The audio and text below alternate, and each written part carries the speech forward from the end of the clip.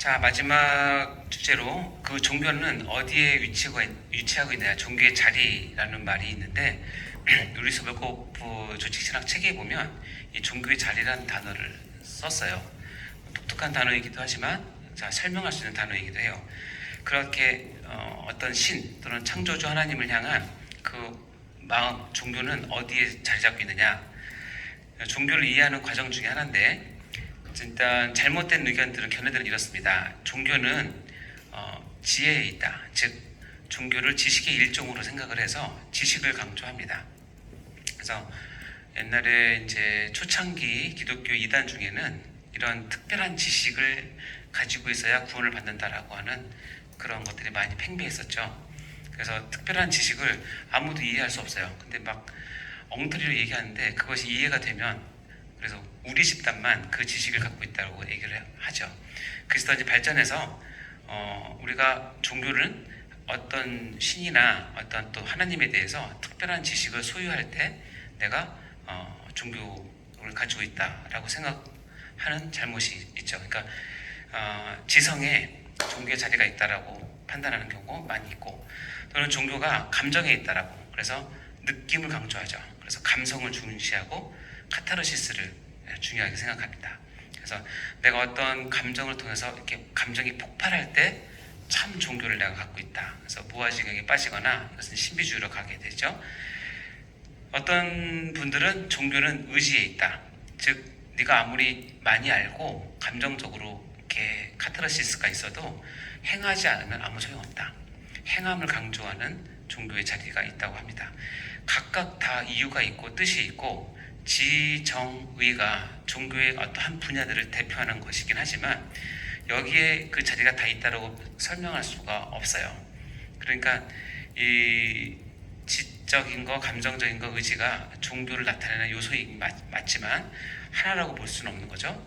그럼 성경은 어떻게 보고 있냐면, 성경에서 말하는 종교의 자리는 어디에 있다고 하냐면 지정의가 합친 마음이 있다라고 얘기를 해요. 그리고 그 마음은 인격이라는 필터를 통해서 우리에게 표현됩니다.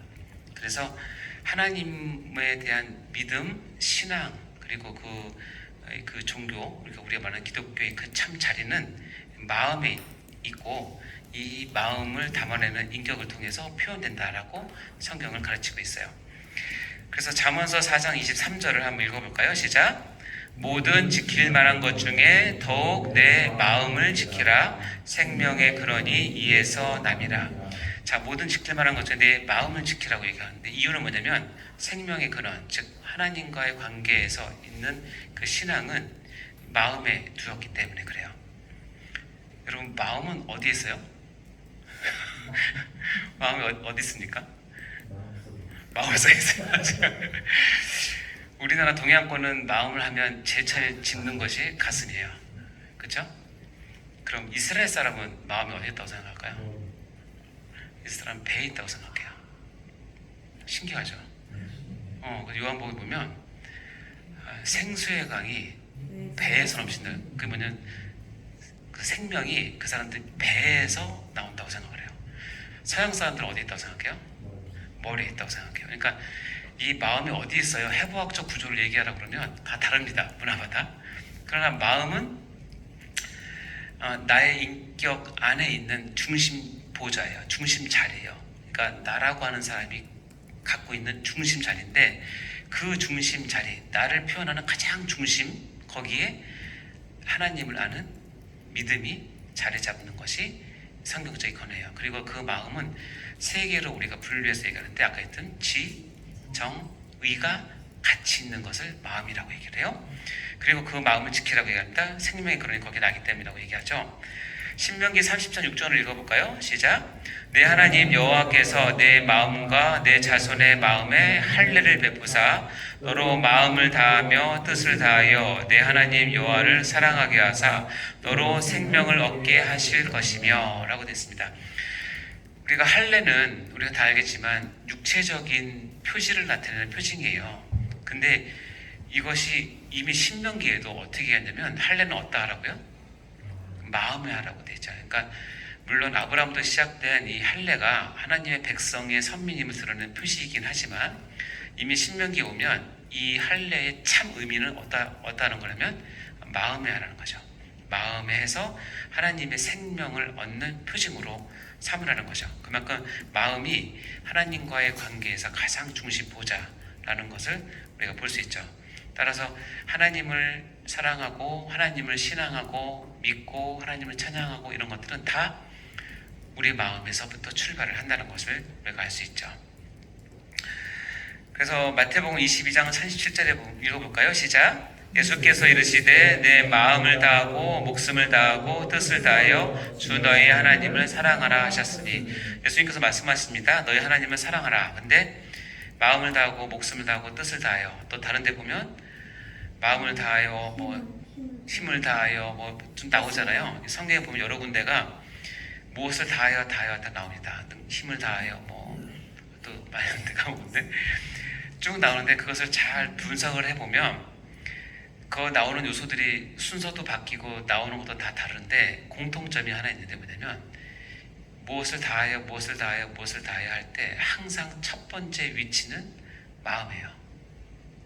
마음이 첫 번째 위치나고 그 뒤에는 바뀔 수도 있어요. 그래서 보면 뭘 살 수 있냐면 우리가 하나님 앞에 신앙생활을 하고 하나님을 사랑하는 데 있어서 하나님께서 가장 처음에 보시는 건 뭐예요? 마음이에요. 그러니까 마음으로 시작하지 않는 모든 것은 하나님이 보시기에 최선을 다한 것이 아닐 수 있죠. 그래서 마음을 두지 않고 하는 것, 또 마음을 들이지 않고 하는 모든 것들은 하나님께서 가장 싫어하죠. 왜냐하면 마음으로부터 나오는 믿음과 신앙과 헌신과 땀을 하나님께서 받으시기 때문에 그래요. 항상 하나님은 마음을 보세요. 마음에 너희 종교의 자리가 있기 때문에 그런 거죠. 그렇다면 이 마음을 다해서 하나님을 사랑하는 뜻은 어떤 것이냐면, 참 종교는 아까 얘기했지만 모든 지정의의 행위를 포함하는 거예요. 지식적으로, 지성적으로, 감정적으로, 의지적인 모든 행위를 포함하는데, 중요한 건 뭐냐면 이 지정의가 순서가 반드시 필요해요. 순서가 그래서 아까 하나님을 알라라고 할 때 아는 것의 첫 출발은 뭐냐면 아는 거예요. 그야말로 지식적으로 아는 거예요. 그래서 저는 지식적으로 아는 게 나쁘다는 뜻이 아니라 모든 종교는, 모든 우리의 신앙은 아는 것부터 시작을 합니다. 근데 뭐부터? 우리의 머리로 깨닫는 것부터. 그 다음에 그게 어디로 가요? 마음으로 내려오고 감정으로 오고, 그 감정을 통해서 충분히 하나님의 그런 것을 느낀 후에 손과 발이 움직이는 순서가 중요하다는 거예요. 이 순서가 바뀌면, 이 순서가 바뀐 것을 비인격이라고 얘기를 하고, 이 순서대로 오는 것이 인격이라고 얘기를 해요.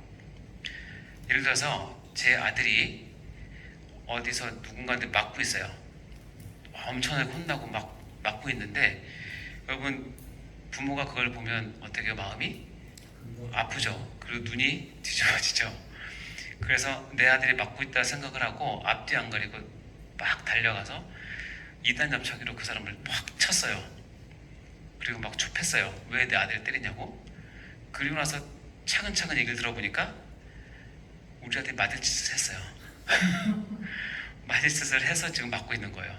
그러면 어떻게 되냐면 그 수습이 안 돼요.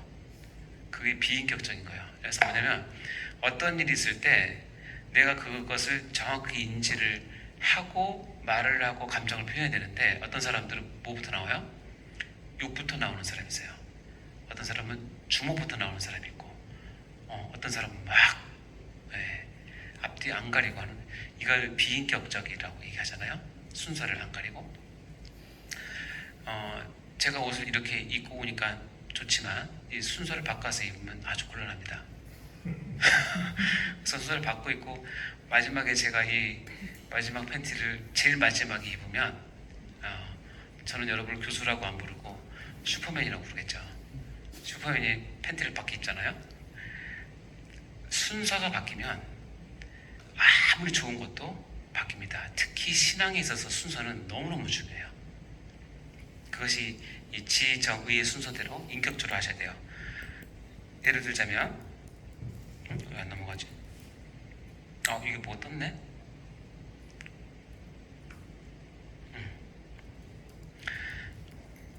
저희 교회 분당 3층 남자 화장실에 이거 있어요. 자, 소변을 봐요, 물을 내려요, 옷을 입어요, 손을 씻어요 하면 이쪽부터 쭉 가는 게 맞죠?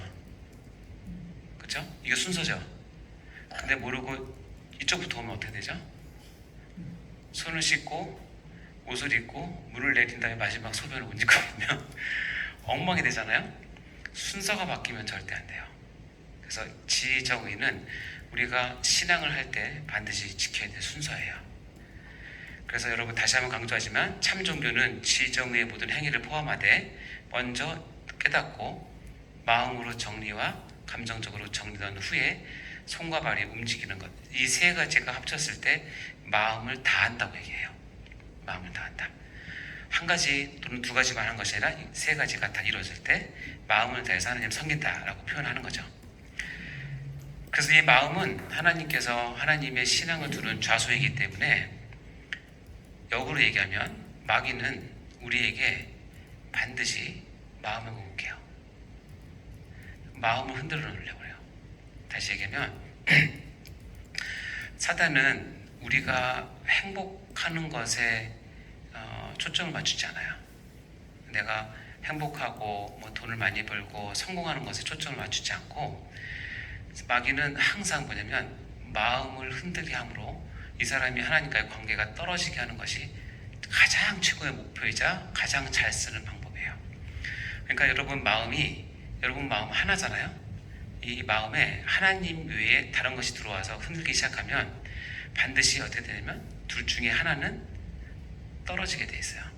그래서 마태복음에 보면 그렇게 나오죠. 네가 하나님과 재물을 겸하여 섬길 수 없다. 이유는 뭐냐면 한쪽을 더 섬기면 한쪽을 등한히 하게 되고 또 이쪽을 섬기면 이쪽을 버리기 때문에 하나님과 재물이라고 하는 것을 이 한 마음에 두고 하나님을 섬길 수가 없다라고 얘기를 해요. 그 이유는 뭐냐면 마음이 하나이기 때문에 그래요. 그 마음에는 반드시 하나님만 있어야 참된 신앙이 돼요. 그러면 어떻게 되냐면 마귀는 그 마음의 자리에 어쨌든 다른 것을 넣게 만드는 거예요. 여러분은 여러분의 마음을 잘 지키십니까? 잘 지키는 부분이 있고 못 지키는 부분이 있어요. 사람마다 다 달라요. 예를 들어서 어떤 사람들은 아주 그냥 돈에 대해서 초월한 사람이 있어요. 뭐 돈 갖고는 그렇게 시험 받지 않아요. 근데 반면에 어떤 사람들은 돈에 굉장히 민감한 사람이 있어요. 진짜 돈 100원, 200원만 차이가 나도 뭐라고 하고 자기가 진짜 금전적으로 조금만 손해봐도 그걸 못 참는 사람이 있어요. 그런 마귀는 그 사람에게 다른 것 갖고 유혹하지 않아요. 뭐냐면 그 마음을 흔들 수 있는 금전적인 문제가 갈등이 생길 수 있는 상황으로 계속 몰아가요. 그래서 그것을 통해서 마음이 평안하지 않게, 마음이 하나님을 바라보지 못하게, 하나님의 시선을 바라보지 못하게 계속 얘기합니다. 계속 그런 쪽으로. 또 어떤 사람은 이게 좀 금전적으로는 되지만 어떤 사람은 또 쾌락에 또 굉장히 약한 사람이 있어요. 이성에 약하거나 그런 사람은 항상 마귀가 그 주위에 뭘 두냐면 그의 마음을 흔들 수 있는 그런 쾌락과 이성을 둡니다. 그래서 그 마음에 거기에 쓰여서 하나님께 온전히 가지 못하도록. 어떤 사람은 그런 사람 많죠. 인정받는 것에 목숨 거는 사람이 있어요. 내가 이렇게 했는데 인정을 못 받으면 그걸 굉장히 분노를 느끼는 사람이 있어요. 그럼 그런 사람들은 그래서 교회 일을 할 때 참 마귀가 교묘하게 그 사람이 인정받지 못하는 상황으로 자꾸 만들어가요.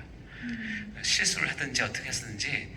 그래서 섭섭마귀가 확 들어와가지고 너무 섭섭해가지고 관계를 끊거나 예배 자리를 떠나거나 교회를 떠나거나 그런 경우가 많죠. 하여튼 마귀는 우리의 마음을 공격해요. 때로는 마음을 공격하면서 나에게 줄 수 있는 걸 주기도 해요. 건강도 주기도 하고 돈도 주기도 하고 쾌락도 주기도 해요. 근데 그 마음을 흔들어서 이 마음을 흔들어서 결국 이 사람이 하나님 앞에 전심하지 못하도록 해요. 아직 우리가 교리는 다 안 배웠다고 칩시다. 여러분 혹시 들은 사람 있지만 그러면 이 마음을 뺏긴 것 때문에 우리 구원이 취소가 돼요? 어떻게 생각해요? 아니에요. 마귀도 알아요. 마귀는 우리의 구원을 좌지우지할 수 있는 상황이 없어요. 그렇게 할 능력도 안 되고 그렇게 허락하지도 않으세요. 우리의 구원이 취소되는 게 아니라 구원이 취소되는 것만큼 더 억울한 일이 뭐냐면 그 사람 평생에 마음을 뺏긴 채 살면 하나님께서 그 사람을 통해서 구원시키신 후에 하고자 했던 하나님께서 계획했던 많은 역사와 사역과 많은 영광들이 축소가 돼요. 그것은 축소가 될 수 있어요. 그러면 뭐냐면 우리의 신앙생활은 결국 뭐냐면 구원을 얻기 위해서 달려가는 것이 아니에요. 구원은 이제 나중에 구원은 가면 배우겠지만 구원은 하나님께서 전적으로 시작하셔서 전적으로 이끄시고 전적으로 마무리하세요. 그건 하나님이 주권적인 역량이기 때문에 우리가 그것을 손 안 대셔도 되는데 문제는 뭐냐면 마음을 지키지 못하면 하나님께서 그렇게 구원하셔서 나를 통해서 하고자 하시는 일들을 상당히 못하게 할 수 있어요. 내 마귀는 그게 싫은 거예요. 이 사람이 마음을 완전히 하나님께 두면 이 사람을 통해서 해야 될 하나님 나라의 확장과 영광과 사역을 마음을 흔들므로써 못하게 할 수 있어요. 그것이 하나님 입장에서 너무 속상한 거예요. 그리고 그것은 반드시 하나님께서 심판 때 물어보세요. 따라서 마음을 지키는 것은 우리 신앙생활의 처음과 끝이에요. 구원을 얻기 위해서가 아니라 내가 마음을 지킴으로 하나님을 온전히 바라보고 하나님의 사역, 나에게 맡겨주신 사역을 최선을 다해서 끝까지 그래서 완수해내는 그런 영광을 얻기 위해서는 다른 거 다 필요 없어요. 마음만 지키시면 돼요. 온전히 하나님께만. 너 마음 나에게만 있니? 라고 물어보실 때 눈물 글썽이면서 네 그렇습니다. 저는 제 마음은 오직 하나님께만 있습니다 라고 얘기할 수 있으셔야 된다는 거예요. 그래서 잠언서 16장 32절 볼까요? 시작. 노하기를 더대한 자는 용사보다 낫고 자기의 마음을 다스리는 자는 성을 빼앗는 자보다 나으니라. 자기의 마음을 다스리는 자는 성을 빼앗는 자보다 나으니라. 고대에서 성을 빼앗는 것은 전쟁의 가장 중요한 핵심인데요. 이 성 하나 빼앗기 위해서 수많은 자기 군사들을 잃고라도 성을 빼앗잖아요. 근데 그 성을 빼앗는 것보다 더 중요한 게 뭐냐면 자기 마음을 지키는 거라고 얘기를 하고 있죠. 잠언서 25장 28절 말씀 읽어볼까요? 시작. 자기의 마음을 제어하지 아니하는 자는 성읍이 무너지고 성벽이 없는 것과 같으니라. 자기의 마음을 제어하지 않는 자는 성읍이 무너지고 성벽이 없는 자가 같다. 여러분 다윗이 광야에서 쫓김을 받잖아요. 광야는 가보셔서 알겠지만 벌판이에요. 그러니까 뭐냐면 언제든지 적이 기습할 수 있어요. 언제든지. 그러니까 다윗은 쫓겨다니면서 야영을 할 때마다 밤에 잘 때마다 이 광야 자기를 지켜주는 성읍과 성벽이 없는 거기에서 잠을 잘 때 잠을 제대로 잤겠어요?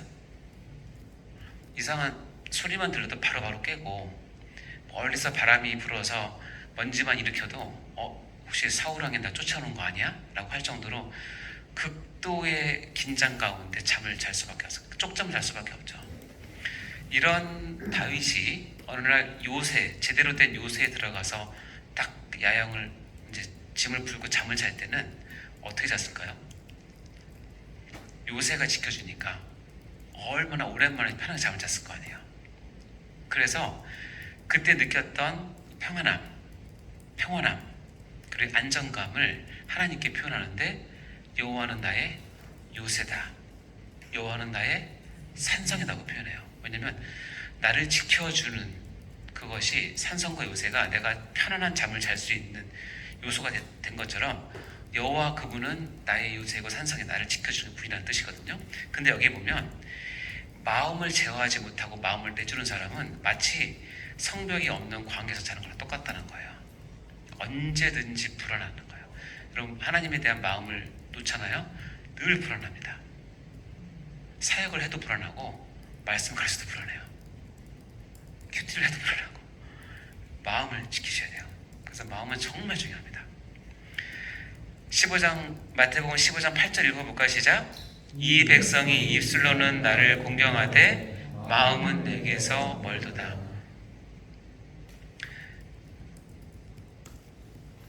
저를 비롯해서 우리 사랑하는 어른분들 이 말이 나를 향해서 하나님 입에서 나오지 않도록 하셔야 됩니다. 자, 너를 보니 입술로는 나를 공경하는 것 같은데 야, 마음은 내게서 멀다. 늘 긴장. 늘 긴장하셔야 됩니다. 이렇게 표현하면 될까요? 여러분을 사랑하는 사람이 나에게 잘해주고 뭐 밥도 주고 다 해주는데 어느 날 어떤 우연치 않게 이 사람이 나에게 잘해주지만 마음은 내게 멀다는 것이 확인되면 그것만큼 힘든 일은 없어요. 내 친한 친구가 나랑 정말 친한 친구 아니면 배우자도 마찬가지예요. 나에게는 아주 형식적으로 잘해주는데 이것이 자기 마음을 담지 않고 마음은 진짜 딴 데가 있는 것이 확인되면 그것만큼 비참한 것이 없죠. 그렇지 않습니까? 하나님이 나를 보시면서 너 사역도 열심히 하고 잘한다. 근데 너 마음은 딴 데가 있다. 이렇게 나를 판단하시면 그때부터 내 신앙생활은 정말 신앙생활이 아닐 수도 있어요. 그래서 마음 지키는 거는 너무너무 중요한 게 뭐냐면 하나님이 마음을 보셔야 되네. 마음을. 내가 사역에 실패하고 인격적으로 무난하더라도 마음을 중심을 잡고 있으면 하나님께서 어여삐 봐주세요. 근데 내가 아무리 화려하게 잘해도 마음이 딴 데가 있는 상태에서 하면 하나님은 이런 말을 써도 될지 모르지만 귀신같이 하세요. 정말 하세요. 너 마음 나한테 오구나. 그러면 나에게 바치는 그 모든 제사와 예배와 찬양과 이런 것이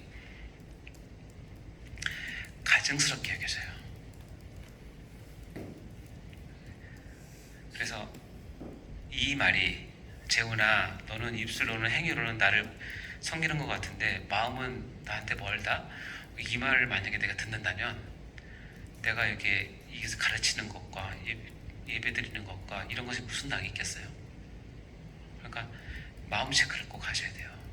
그리고 마귀는 항상 여러분의 마음을 자꾸 흔들어서 하나님 대신 다른 걸 넣게 만든다는 그 평생 싸움이에요. 평생 싸움. 그래서 마음은 반드시 여러분 지키셔야 됩니다. 그래서 이 교리는 여러분의 마음을 지키는 요새가 되고 산성이 될 거예요. 하나님 말씀이기 때문에 그 안에 여러분이 거하셔야 되는 거죠. 네. 자, 이제 마무리하도록 할까요? 자, 키포인트입니다. 1번 읽어보겠습니다. 시작. 하나님을 가장 잘 알 수 있는 것은 성경을 통해서이며 성경을 연구하는 방법에는 책별로 연구하는 것과 주제별로 하는 방법이 있다. 교리는 주제별 연구의 한 방법이며 교리는 7가지의 주제로 나뉜다. 끝 봤죠? 서론부터 시작. 서론, 신론, 인간론, 기독론, 구원론, 교회론, 종말론 이렇게 됩니다. 3번 중요하죠. 시작. 우리가 교리를 배우는 목적은 사랑입니다. 자, 4번 시작. 인간은 누구나 본능적으로 창조주를 향한 마음이 있다. 그러나 타락하여 왜곡된 신간을 갖는 것이 종교이고 하나님의 은혜로 하나님의 형상을 회복한 자가 올바른 신간을 갖는 것이 참 종교이다. 자, 5번 보겠습니다. 시작. 참 종교의 자리는 마음에 있으며 이는 지정의가 포함된 전 인격적인 현상으로 따라서 우리는 마음을 잘 지켜야 한다. 예, 오늘 이제 쭉 고린도서부터 쭉 봤는데요. 하여튼 교리가 왜 우리에게 필요한지, 그리고 인간을 이해하며 종교가 어떤 건지, 그리고 참 종교의 자리는 마음에 있다는 거, 그리고 우리가 평생에 마음을 하나님께로만 잘 지켰으면 좋겠다는 거 기억하시고 집에 가실 때 우주여 나의 마음을 꼭 부르시면서 가시기 바랍니다. 자, 수고 많이 하셨고요. 이제 또 한 주간 또 마음을 온전히 드리는 한 주간 되시기 바라고, 자, 단톡방에 느낀 점이나 결단 올려주시면 출석 체크 대신합니다. 수고 많으셨습니다. 기도하고 마치도록 하겠습니다. 하나님 아버지 감사합니다. 하나님 첫 번째 시간 가운데 교리에 대한 이해와 종교에 대해서 다시 배우게 되었습니다. 우리에게 주신 하나님의 말씀을 잘 체계화한 교리를 또한 하나님 주신 선물로 알고 최선을 다해서 우리가 힘써 하나님 말씀을 연구하고 배울 수 있도록 도와주시고, 특별히 우리가 말씀에 능통하고 말씀을 맡은 사역자로 잘 설 수 있도록 우리를 훈련시켜 주시길 간절히 바랍니다. 또한 저희를 통해서 하나님의 말씀을 듣고 깨닫고 하나님 말씀으로 서가는 많은 성도들과 교회가 될 수 있도록 인도해 주시고, 건강한 교회를 세우는데 저희가 다 쓰임받을 수 있도록 인도하여 주옵소서. 특별히 우리의 마지막에 또한 우리의 마음을 하나님께로만 정확히 온전히 드릴 수 있는 저희가 다 될 수 있도록 도와주시고, 우리의 이 모습을 통하여서 또한 하나님의 교회가 아름다워지고 우리 사랑하는 성도들이 온 마음과 정성을 다해서 하나님만 섬길 수 있는 그런 귀한 역사가 나타날 수 있도록 축복하여 주옵소서. 다음 시간까지 함께해 주시고, 주님께서 한 주간의 삶 가운데 축복하사 하나님의 말씀을 더욱 깊이 깨닫고 하나님을 사랑하는 저희가 다 될 수 있도록 인도해 주옵소서. 감사드립니다. 예수님 이름으로 기도합니다. 아멘. 수고하셨습니다. 잘 쉬십시오.